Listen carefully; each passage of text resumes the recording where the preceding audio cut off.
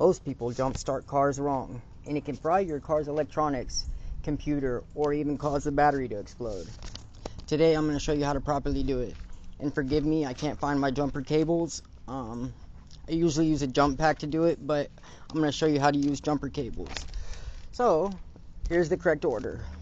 You want to walk over to the dead vehicle, red to dead, which is positive cable on the dead battery.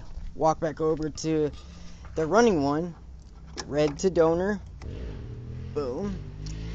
Then you're going to stay over here, you're going to put the ground of the running one, jump back over to the dead one, and the last thing you connect is the ground for the negative, or the ground for the dead battery.